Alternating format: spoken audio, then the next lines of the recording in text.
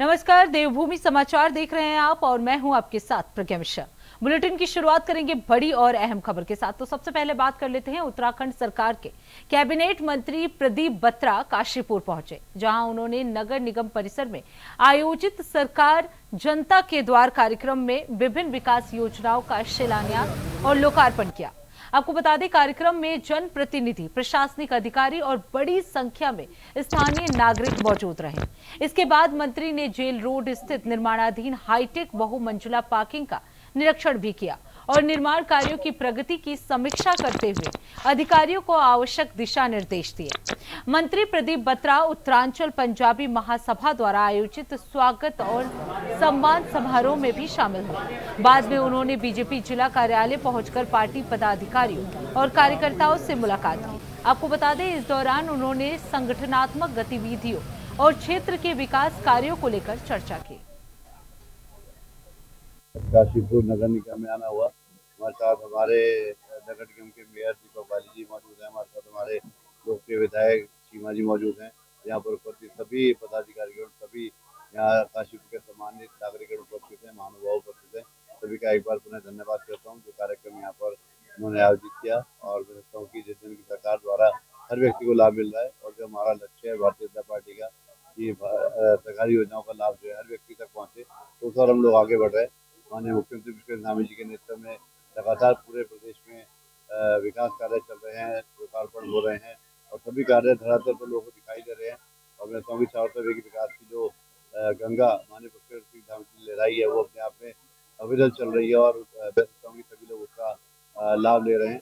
और आज यहाँ काशीपुर के 40-44 करोड़ के आसपास कामों का शिलान्यास लोकार्पण हुआ। मैं समझता हूँ कि काशीपुर की जनता को बहुत लाभ मिलेगा। तो काशीपुर हमारा एक महत्वपूर्ण शहर है जिसको आगे काफी आगे लेकर जाना है। और हमारे पाली जी लगातार हमारे विधायक जी योजनाएं लेकर आ रहे हैं स्टेट से और यहाँ पर उनका क्रियान्वयन हो रहा है। आने वाला समय काशीपुर में आपको बहुत अच्छा एक नए स्वरूप नजर आएगा और मैं सोचता हूँ कि सभी सरकारी योजनाओं का लाभ यहाँ पर जनता को मिल रहा है और आज का कार्यक्रम का उद्देश्य भी यही है। अब रुक कर लेते हैं अगली खबर की। उत्तराखंड में नगर निकायों के प्रभारी अधिशासी अधिकारियों के तबादलों को लेकर विवाद गहरा गया है। आपको बता दें, शहरी विकास विभाग के 17 जुलाई के आदेश के बाद सोशल मीडिया पर आरोप लगे कि सफाई कर्मचारी और लेखाकार जैसे गैर प्रशासनिक कर्मचारियों को प्रभारी ईओ बनाया गया है। विवाद बढ़ने पर शहरी विकास मंत्री राम सिंह कैरा ने शहरी विकास सचिव को आदेश तत्काल निरस्त करने के दिए। आपको बता दें, मंत्री ने स्पष्ट किया कि किसी नए व्यक्ति की नियुक्ति नहीं हुई, बल्कि पहले से प्रभारी ईओ के रूप में कार्यरत अधिकारियों का ही स्थानांतरण किया गया है।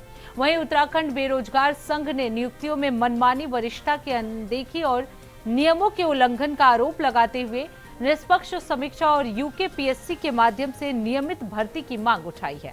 अब विभाग की अगली कार्रवाई और नई नियुक्ति प्रक्रिया पर सभी की निगाहें टिकी हुई हैं। नियुक्ति नहीं दी है उनको। जो पहले ईओ थे वो जो जैसे कोई सीनियर लिपिक है उनको उसको इससे पूर्व में प्रभारी ईओ बनाए थे। तो प्रभारी ईओ थे तो प्रभारी ईओ एक जगह थे तो दूसरी जगह उनको ट्रांसफ़र किया गया है। उनकी नियुक्ति नहीं हुई है, ट्रांसफ़र किया गया है। इससे पहले वो ईओ थे, ईओ के रूप में काम कर रहे थे वो।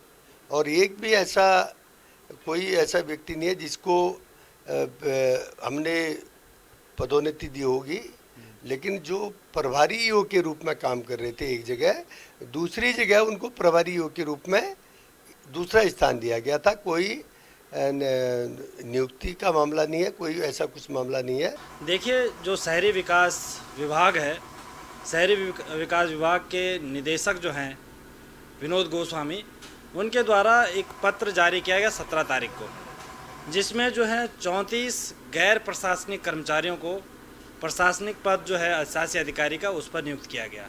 उसमें न वरिष्ठता का अनुपालन किया गया, न श्रेष्ठता का अनुपालन किया गया, न योग्यता का कोई पैमाना सेट किया गया। जो मन में आया वो कर दिया और जो है गैर प्रशासनिक पदों पर कार्यरत कर्मचारियों को प्रशासनिक पद पर बिठा। अब रुक कर लेते हैं अगली खबर की। देहरादून में नेशनल हाईवे 72 पर नंदा की चौकी के पास बने पूर्ण निर्मित पुल की अप्रोच वॉल जो है वो धंस गई है। आपको बता दें, देहरादून पांवटा को जोड़ने वाले इस पुल के क्षतिग्रस्त होने से जनता की परेशानियां बढ़ने लगी हैं। ध्वस्त अप्रोच वॉल के चलते पुल पर सुरक्षा के लिहाज से यातायात बंद कर दिया गया है। देखिए हमारे संवाददाता अभय कैंतुरा की ये खास रिपोर्ट। उत्तराखंड के लिए मानसून का सीजन हमेशा ही दुखदाई रहा है। कई ऐसी घटनाएं यहाँ पर होती है जो आम जन के लिए परेशानियों का सबब बनती है। और इस समय मौजूद है प्रेमनगर के पास नंदा की चौकी के पास जो पुल बनाया गया था, पुराना एनएच का पुल है जिसको बनाने का काम यहाँ पर हुआ था। 12 जुलाई को ही इस पुल का संचालन यहाँ पर किया गया था और ये 16 करोड़ की लागत से बनाने का काम किया गया था। पिछले मानसून सीजन के दौरान यही पुल की एक जो गलती वो यहाँ पर गिर गई थी और उसके बाद से यहाँ पर काम शुरू हुआ था और उसके बाद वैकल्पिक मार्ग यहाँ पर बनाया गया था ताकि लोगों को आने जाने में किसी प्रकार की दिक्कत ना हो। लेकिन ये कह सकते हैं कि इस 11 जुलाई की रात में जो बारिश यहाँ पर आई थी, उस 12 जुलाई की रात में जो हीम पाइप के माध्यम से जो पुल बनाया गया था वैकल्पिक वाला, वो टूट गया था और उसके बाद से इस पुल के निर्माण को लेकर तेजी से काम यहाँ पर हुआ था। 12 जुलाई को यहाँ पर इस पुल पर संचालन शुरू किया गया था, लेकिन 12 जुलाई के बाद आज ये कह सकते हैं कि 16 करोड़ की लागत से जो ये अप्रोच पुल का जो एक हिस्सा यहाँ पर बनाया गया था, ये आज फिर यहाँ पर 16 दिन के बाद यहाँ पर धंसा हुआ नजर आ रहा है। आवाजाही पूरी तरीके से बंद कर दी गई है। विभाग की तरफ से वैकल्पिक चीज़ों को बनाने का काम वहाँ पर हो रहा है ताकि इसको भरने का काम यहाँ पर किया जा सके, ताकि और पुल को बड़ा नुकसान यहाँ पर ना हो। लेकिन जिस तरीके से ये पूरा घटनाक्रम यहाँ पर घटा, जिस तरीके से नुकसान यहाँ पर हुआ, वो कई तरीके के सवाल अपने आप में खड़े करता हुआ नजर आ रहा है। क्योंकि जो कार्य प्रणाली थी और कार्यों में जो गुणवत्ता की बात अक्सर यहाँ पर कही जाती थी विभाग के भीतर, वो चीज़ें यहाँ पर देखने को नहीं मिली। क्योंकि जिस तरीके से ये अप्रोच वाल पुल की अप्रोच वाल टूटी है, जिस तरीके से सड़क पूरी तरह से धंसी है, वो सीधे तौर पर कई सवाल निशान यहाँ पर खड़े कर रही है, जो गंभीर विषय है और विभाग को इसमें जांच की आवश्यकता भी है। लेकिन जिस तरीके से जनता की परेशानियां बन रही है, उससे कहा जा सकता है कि आने वाले दिनों में और भी कई ऐसे मामले यहाँ पर अगर गुणवत्ताओं में इसी तरीके की मिलावट यहाँ पर होती रही, उसकी तरह की लगातार चीज़ करती रही, तो फिर कई और चीज़ें गंभीर सवाल यहाँ पर खड़े होते नजर आएंगे। कई ऐसी घटनाएं यहाँ पर होती नजर आएगी जो जनता के लिए सब बन सकता है। कैमरामैन सुनील साथ अभय कैंतुरा, इंडिया वाइज, देहरादून। अब रुक करते हैं अगली खबर की। देहरादून में प्रेमनगर क्षेत्र में नंदा की चौकी के पास बने पुनर्निर्मित पुल की अप्रोच वॉल धंसने के बाद अब यह मामला राजनीतिक तूल पकड़ने लगा है। आपको बता दें, पुल के क्षतिग्रस्त होने को लेकर कांग्रेस ने प्रदेश सरकार पर सवाल खड़े कर दिए हैं। कांग्रेस प्रदेश उपाध्यक्ष सूर्यकांत धस्माना के नेतृत्व में पार्टी कार्यकर्ताओं ने मौके पर पहुंचकर धरना प्रदर्शन किया और निर्माण कार्यों की गुणवत्ता पर सवाल उठाए हैं। कांग्रेस नेताओं ने साफ तौर पर आरोप लगाया कि सरकारी विभागों की लापरवाही के कारण जनता को परेशानी झेलनी पड़ रही है। इस पूरे मामले को लेकर कांग्रेस नेता सूर्यकांत धस्माना से बातचीत की हमारे संवाददाता अभय कैंतुरा ने। चलिए दिखाते हैं। नंदा की चौकी के पास बना हुआ पुल की अप्रोच वॉल टूट चुकी है। 16 दिन के भीतर ही तो 16 करोड़ का जो लागत से पुल बना था उसके तय यहाँ पर हो चुके हैं। हमारे साथ कांग्रेस के वरिष्ठ नेता हैं सूर्यकांत धस्माना जी, उनसे बातचीत कर। सर, जिस तरीके से 16 दिन में 16 करोड़ स्वाहा हो गए, क्या लगता है जो गुणवत्ता की बात सरकार करती है वो सारी चीजें खत्म, सब लगाने का काम हुआ? देखिए, ये पुल 1 साल पहले टूटा था। 1 साल पहले जब ये पुल टूटा था, उससे लेकर के जब तक ये पुल खोला गया, हम लगातार राज्य की कोई एजेंसी ऐसी नहीं थी जिससे हमने मांग न की हो। हमने पीडब्ल्यूडी के चीफ इंजीनियर से लेकर के चीफ सेक्रेटरी से लेकर के राज्य के मुख्यमंत्री से लगातार ये मांग करी कि बड़ा इंपॉर्टेंट पुल है, पूरे देहरादून शहर को ग्रामीण पछुआ दून से जोड़ने वाला है, हिमाचल प्रदेश से जोड़ने वाला है, हरियाणा और पंजाब से जोड़ने वाला है। इस पुल को खोला जाए और 1 साल बाद वैकल्पिक मार्ग ढहने के बाद जब ये पुल खोला गया, 16 दिन में 16 करोड़ रुपए स्वाहा। तो बहुत बड़ी बात भाजपा के लिए इसलिए नहीं है, जो राम के मंदिर में चढ़ावा करोड़ों रुपए का, अरबों रुपए का खा सकते हैं, जो केदारनाथ का 223 किलो सोना खा सकते हैं, जो मोक्ष धाम बद्रीनाथ में बद्रीनाथ का चढ़ावा खा सकते हैं, उनके लिए 16 करोड़ रुपए क्या है। लेकिन पूरे प्रदेश की जनता त्राहिमाम कर रही है।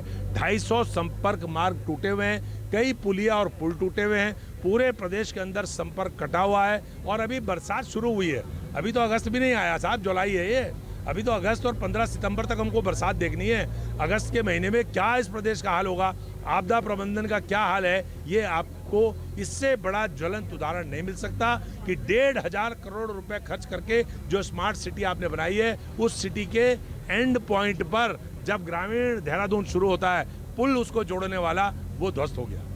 क्या लगता है जो गुणवत्ता की बात सरकार करती थी, अधिकारी उसका फॉलो नहीं कर रहे? जिस सरकार की गुणवत्ता नहीं है, उस सरकार में पुल की क्या गुणवत्ता होगी?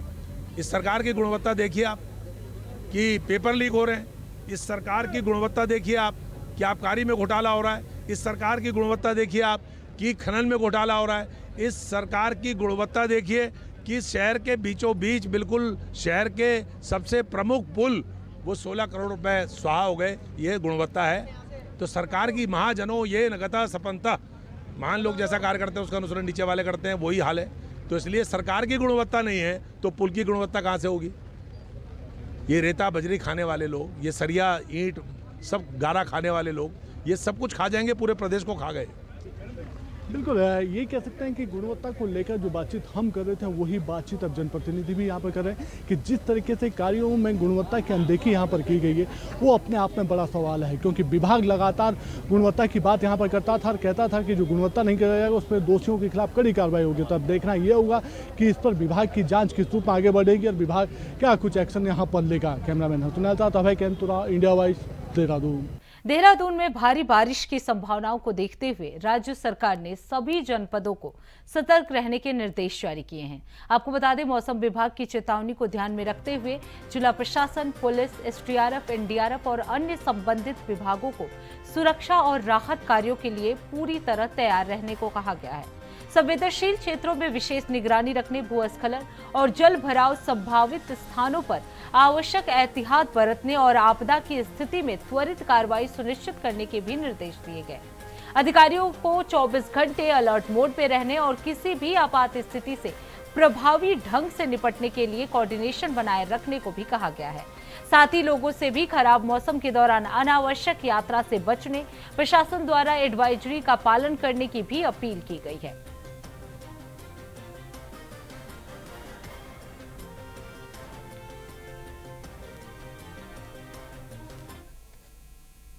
अब रुक कर लेते हैं अगली खबर की। हरिद्वार के श्यामपुर थाना क्षेत्र में पुलिस और खाद्य सुरक्षा विभाग की संयुक्त टीम ने कांगड़ी स्थित एक डेयरी पर छापेमारी कर बड़ी कार्रवाई की है। मौके से करीब 50 किलो पनीर बरामद हुआ है। जांच में पनीर निर्माण में दूध पाउडर और फॉरेन फैट के इस्तेमाल और रिटेल लाइसेंस पर उत्पादन किए जाने की अनियमितता सामने आई है।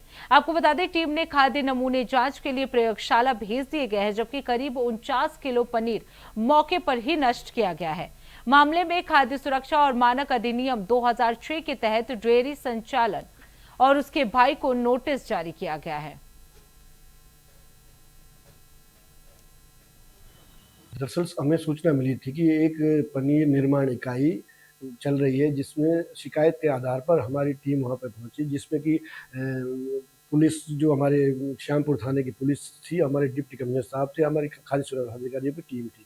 मौके में जाके हम लोगों ने निरीक्षण किया, जो भी वहाँ कमियां पाई गई उसके नोटिस जारी किया और 2 सैंपल जांच के लिए भेजी। और जो वहाँ पर पनीर था जो स्वस्थ स्थिति में नहीं था, जो कि निर्माण इकाई में गंदगी बहुत पाई गई थी, और उस हिसाब से उसको डिस्ट्रॉय हमने मौके पे ही कर दिया। लगभग 50 किलो पनीर के आसपास था, जिसमें से कि हमने 1 किलो के सैंपल भेजा था। 49 केजी लगभग हमने डिस्ट्रॉय किया मौके पर। अब रुक करते हैं अगली खबर की। कांवड़ मेला 2026 को लेकर जीआरपी ने सुरक्षा व्यवस्था को अंतिम रूप दे दिया है। हरिद्वार रेलवे स्टेशन पर पुलिस अधीक्षक अर्णा भारती ने अधिकारियों और जवानों की ब्रीफिंग करते हुए श्रद्धालुओं की सुरक्षित और सुगम रेल यात्रा को सर्वोच्च प्राथमिकता बताया। पूरे रेलवे मेला क्षेत्र को 2 सुपर जोन, 4 जोन और 7 सेक्टर में विभाजित किया गया है। अतिरिक्त GRP, RPF, paramilitary force, dog squad, bomb निरोधक दस्ते और महिला पुलिस बल की तैनाती के साथ रेलवे प्रशासन के कोऑर्डिनेशन से सुरक्षा व्यवस्था के व्यापक इंतजाम किए गए हैं। साथ ही सभी अधिकारियों और कर्मचारियों को पूरी निष्ठा और सतर्कता के साथ ड्यूटी निभाने की शपथ भी दिलाई गई। देखिए, अभी श्रावण मास में दिनांक 29 से शुरू होने वाली कांवड़ यात्रा, जो कि 11 तक चलेगी, उसके लिए जीआरपी को अलग से पुलिस बल भी आवंटित हुआ है। हमने इस बार पूरा मेला क्षेत्र को 4 जोन और 7 सेक्टरों में डिवाइड किया है, जिसमें कि उपलब्ध हमारा पुलिस बल के अलावा जो मिला है उसको हमने बांटा है। और हम लोगों ने इसी मार्फत कल 27 तारीख को सभी फोर्स की ब्रीफिंग भी कर ली है, उनको समस्त निर्देश दे दिए हैं। हमें जो उपलब्ध पुलिस बल है वो लगभग 200 के आसपास पुलिस के सभी जवान, अधिकारी, कर्मचारी मिलाकर हैं। सीआरपीएफ भी हमें मिली है, हमारे पास क्यूआरटी टीम भी है, ATS के लिए अभी हमने रिक्वेस्ट किया है। इसके अलावा हमारे पास इक्विपमेंट्स में HHMD, DFMD और अन्य सारी सामग्री उपलब्ध है जिससे हम लोग चेकिंग फ्रिस्किंग करवा पाएँ और समस्त क्षेत्र को हम लोग सुरक्षित रखने में सक्षम हो। इस पे एम्बुलेंस और फायर फाइटिंग के समस्त इंतजाम पूरे किए हुए हैं और संबंधित अधिकारियों को पत्राचार भी किया हुआ है। तो इसी के साथ देवभूमि समाचार में बस इतना ही। देश दुनिया की तमाम बड़ी खबरों के लिए देखते रहिए इंडिया वॉइस। तब तक के लिए नमस्कार।